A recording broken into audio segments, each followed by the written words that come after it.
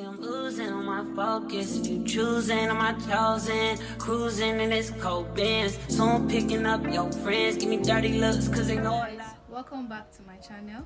It's your girl Precious, and yeah, today I have a very interesting video for you guys. So as you can see, I have a guest. His name is Kelly Solomon Kayode, okay, so Director of Kelly Agro Nigeria Limited. okay, he's into agriculture, and I decided to ask him questions about agriculture for those of you that will be interested, and I'm sure a lot of you will be interested. As we all know, agriculture is very rich. There is money in it, so I'd like to ask him questions in case you guys are curious to find out so many things about agriculture. I'll be asking him questions today that will help us and our knowledge in agriculture. So let's dive right into the video. So our first question, Mr. Kelly, how many years of experience do you have in agriculture? From 1992 to date, I guess, up to 27 years, if I'm not mistaken. 27 years, Yeah. That's interesting. I started working with Olam Nigeria Limited in 1992. Started as a PA. 1990, that was confirmed full staff. So I became, they promoted me to the rank of QCI, Quality Control in charge. Okay. From there, I became a warehouse in charge. From there, I was promoted into procurement. So far so good. 7 years of experience. Olam, they are into agriculture. Rice, sesame seed, cotton, cocoa, shea nut, cashew nuts. So from that experience, in 2014, I stopped working with them. I resigned there. I started my own company, Kelly Agro Nigeria Limited. Okay. So I would like to know how, like, in 2 years' time, where do you see agriculture? Like, where do you see yourself in agriculture? Sincerely, agriculture is a very good sector, very rich. If not for the challenge of the insecurity, the bandits, agriculture is a place where you can put all your money and go and sleep. One good reason is everybody must eat. People will eat. And we have investors, we have exporters, all the white people, most probably from Asia, Europe. They depend on Nigeria for all these like sesame seed, Okay. cotton, shea nut that are used for shea butter, cocoa, cashew nuts, and so on and so forth. So many of them. Okay, I would like to know, like, how does agriculture benefit the people in the community, like people around us? Like, when we live in a community, we live in a society. So I would like to know, like, if you're to start an agriculture, like you're to start agriculture right here, how do you think agriculture is going to benefit the people around here? Yeah. The benefit of agriculture is, I don't know how to classify it, but it's something that provides jobs for almost everybody in the community. Okay. Reason is, in agriculture we have what we call the agent, the middleman, and the exporter, and we have the consumer. Okay. So in agriculture, when you, for example, you farm in a community, every community you have kind of agents that are buying on behalf of the middleman, up to the exporter, down to the consumer. So at the end of the day, you realize, like from my own experience in Nigeria, I have up to 200 agents. Okay. Which meaning almost every community I have about 10 agents. And from this agent, when you give this one money, he has people under him too. Okay. That he gives the money to. So at the end of the day, the benefit, it provides food for almost, in the community I can tell you, only me provide food for more than 500 family. That's interesting. So that is one good thing about agriculture. It doesn't stop from only you, the farmer. Even some farmers are agents too.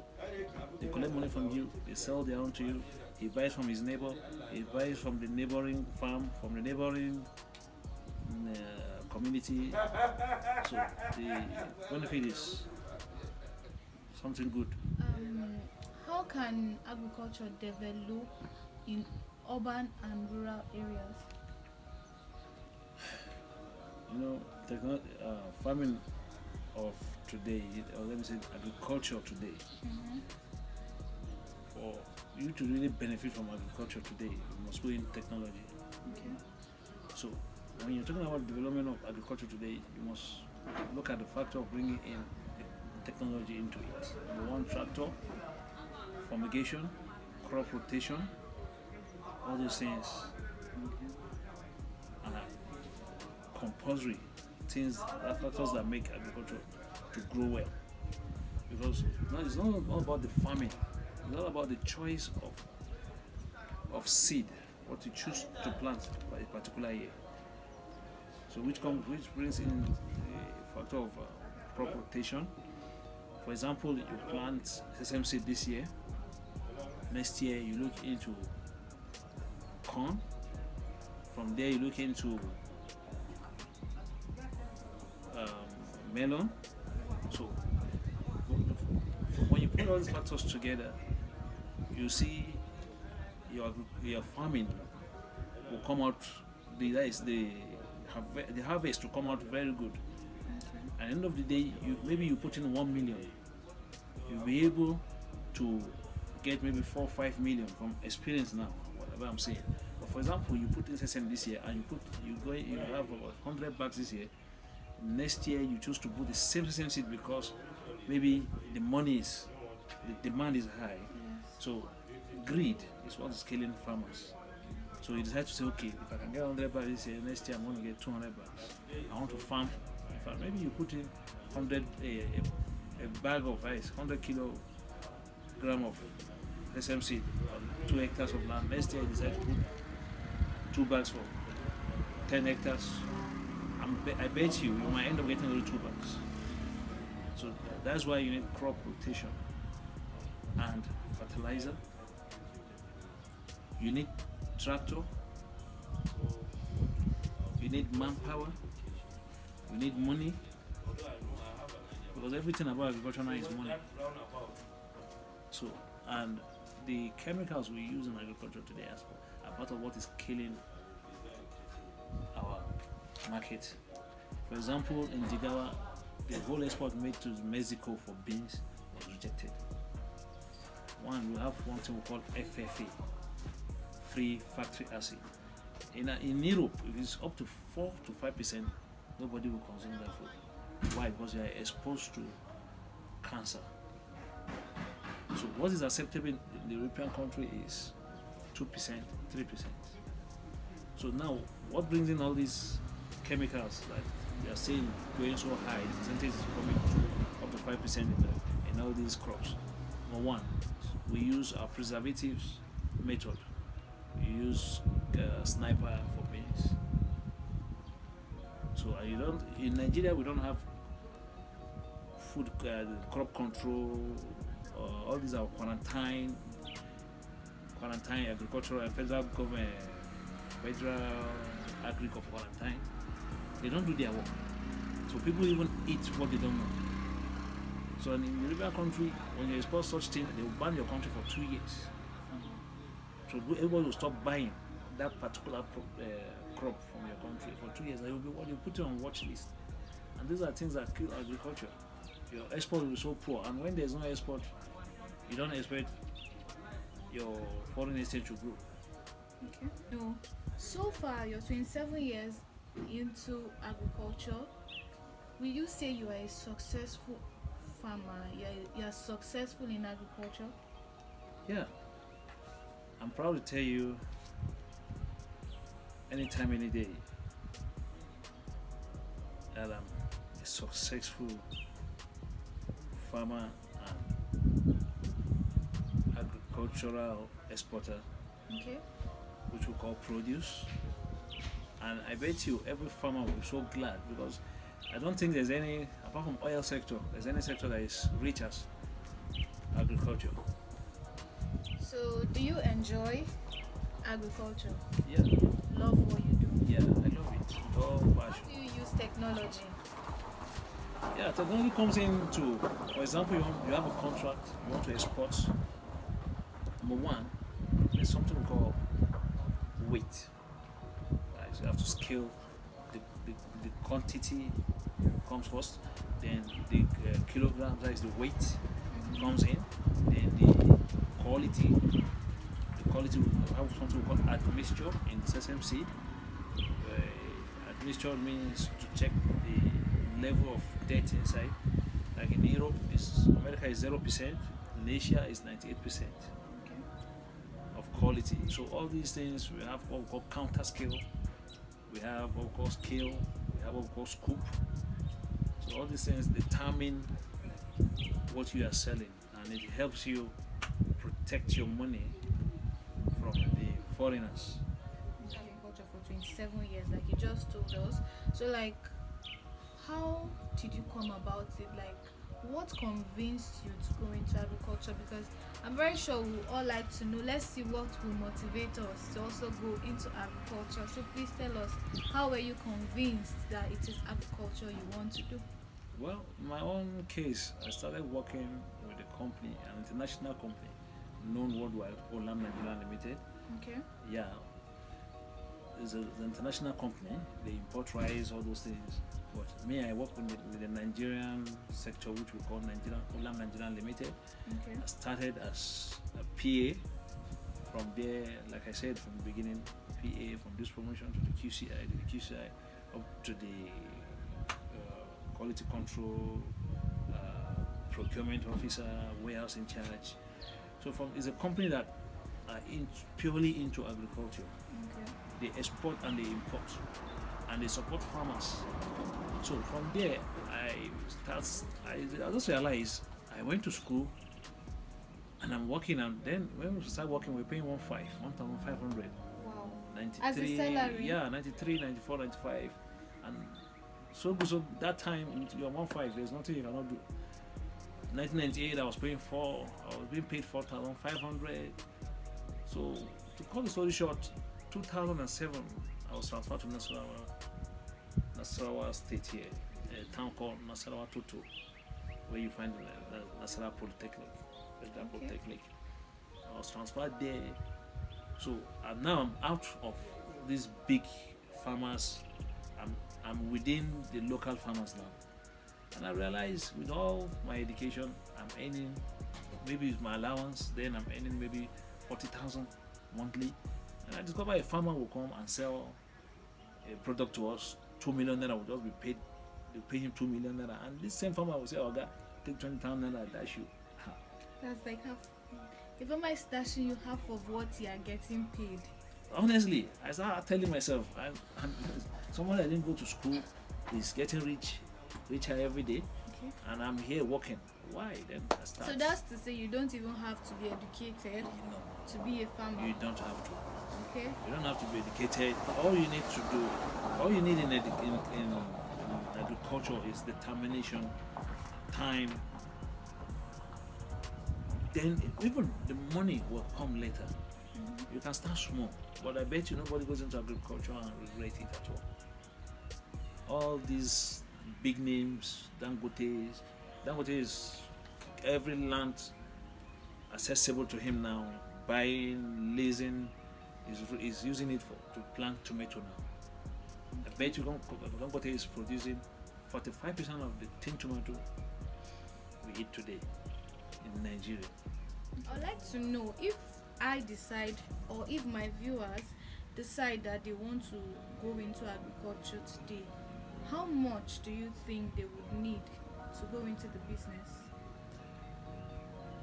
Is there like a specific amount or any amount? Like, what do you even advise? Like, what amount do you advise someone to use to start up agriculture? Honestly, there's no particular amount. There's no fixed amount for you to start to go into agriculture. And agriculture is a very big industry that if you are not fitting here, you can be fitting here. I would advise that for every youth to go back to their community. We have plenty of lands in this country called Nigeria. With my experience so far, I've visited or I've worked in almost 36 states of this country, Nigeria. You see lands, virgin land, nobody is using them. If everybody will go back to his roots and invest just 40,000 naira to farm 1 hectare of land, I bet you the harvest as agriculture is now, things are getting expensive every day. For you to use 40,000 naira to plant and you put in the manpower in 3 or 4 months, I bet you selling those farm produce for 1 million plus.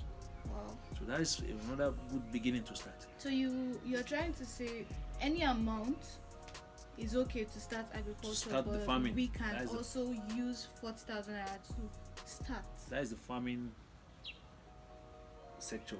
Then come to the buying and selling in agriculture. Okay. If you have 100,000, you can start. There's one we call holding. In the normal language, we call it storage. Okay. If beans is out today, you can buy beans 3 bags, maybe 25,000, 100,000. That is 4 bags. You keep it in a month. You see that same beans will go back to 35,000, 40,000. It's a way of keeping your money. That if you keep your money in the bank, 100,000, I bet you in 1 year the bank can only give you 5 naira interest for you not touching that money. But if you use that same money you want to go and keep in the bank, doing nothing, and use that money to buy maybe beans, sesame seed, egusi. You go to places like Nasarawa, you see a very young girl, age of 15, she bought only 1 bag of egusi. Maybe somebody gave her that money, she was able to save it. She keep it in the shop or at home, and maybe after 1 month, you hear that egusi she bought 20,000 and 60,000. She will sell it and buy another farm produce that is available again and keep it. So when you start with 100,000, you realize that working for government or any private sector is a waste of time. For you to be successful in life, you need to start no matter how small it is. So when you start that way, agriculture is not only for the rich. The rich needs the poor one to in fact to even succeed. So when you start, somebody will look at you, no, this girl knows about this thing I'm buying. Okay, next week I'll come to the market, take 1 million naira, please buy for me too. So that whole topic about money brings me to investment. So what do you advise for people that would want to invest into agriculture? Let's say today I decide I want to invest my money into agriculture. Do you think it's a good idea to invest my money, and how can I go about it? Like, what do you suggest? What do you advise me to do if I decide to invest my money into agriculture today? I will tell you, if it comes to advice where to invest, I will tell you agriculture is the best place to invest. Okay. But agriculture is not a lazy man business. It's not a place like the bank where you keep your money and you'll be taking only the interest. I call that the lazy man. Somebody's working for you. But where you can succeed is agriculture. So I'll be honest with you. I will never tell you that there's no risks in agriculture. There's risks. The risk there is investment in agriculture is very good, but who are you selling to? Some company, they will buy your goods and they will owe you 1 year, 2 years, if you're not lucky. So, but by the time you know who you are selling to, or you have a company that we have about 30 or 40 companies that sometimes they even pay you ahead before supplying them. So there are companies like that, but their profit is not high like those ones that will buy on credit. So what you're trying to say is, in terms of investment, the people I put my money into their business is what matters. Yeah, it matters. Okay. The people you work with, what is their history? You have to look into all these things. Are they owing? There are some agents that are owing. Maybe somebody will give him 10 million. They was able to supply 9 million. That person is there waiting for him. That he knows somebody will give him money. So all these factors are what you need to really sit down and look into before investing your money into agriculture. The issue of importing and exporting, I would like to know what kind of crops, because we're Nigerians, so what kind of crops can we export and import, I would like to know, or when it comes to you, what kind of crops do you import and export? Thank you. When you say when it comes to me, in Nigeria, I will tell you with my experience so far, because I'm into that is my sector. I know all the food crops that have been exported out of Nigeria today. Number one is cocoa. Okay. Number two is sesame seed. Number three is cotton. Number four, cashew nuts. Five, we have shea nuts. Six, we have sorghum. So many of them. These are crops that every year have been exported in. Let me tell you at least. Okay, the revenue of cashew last year in Kogi State alone was 5 billion. The revenue alone from cashew at Kogi State government is 5 billion. 5 billion. Yes. So just one crop. Okay. Very aware about pests in the farm. A lot of farmers complain they have issues with the pests in their farmlands. So I would like to know about pest control. I think there are chemicals, right? They spray for all those pests in the farm. So do you spray it yearly, or is it when it's needed, or like beginning of the season, like if you're about to start farming, like when it's farming season, you spray those chemicals, or how do you go about it? It's yearly. Immediately the farming season is approaching. Immediately, in fact, immediately you want So to that's start like beginning of the beginning of the farming. season. The first thing you do is pest control, which we call fumigation. Okay. You have to fumigate the farm. Your neighbor too. These these are things that are compulsory. If not, you end up wasting your money, your effort. What kind of crops do you focus on? My own sector, my own is basically on cashew nuts, shea nuts, sesame seed, sorghum. Okay. What's sorghum? Sorghum, in English I know it as sorghum, but in our native language we call it dawa. Oh, that they used to make pap. We use it for beer. They use it for beer too. Yeah, that is what we use for beer. That is what we use for Maggi. That is what we use for Maltina. So many of these Okay. And then sesame seed is used what? for oil, Okay. oil, cream, biscuit, bread. See, it's Yes, donut. yes. Even on burger, those seeds on. Very rich. Okay. That's what we call reedy now. In Yeah, I know the it East as we call reedy. it Beneseed. Okay. I know it as seed and reedy. Sesame seed is like a new word. That is the to English me. name to it. Okay. So, anyways, I don't have any other question for you. So, back to you guys. If you have questions on agriculture that you would like to know, I would love you to comment in the comment section, and I'll bring it back on this channel to give you guys more information about agriculture. So thank you, Mr. Kelly, for Thank being you. on my channel and educating my subscribers. We're really grateful and would love to see more of you. That's if they agree. So what do you have to say to my subscribers anyways? Any advice, last advice for Well, them? my advice is everybody should stand up, work hard. Don't.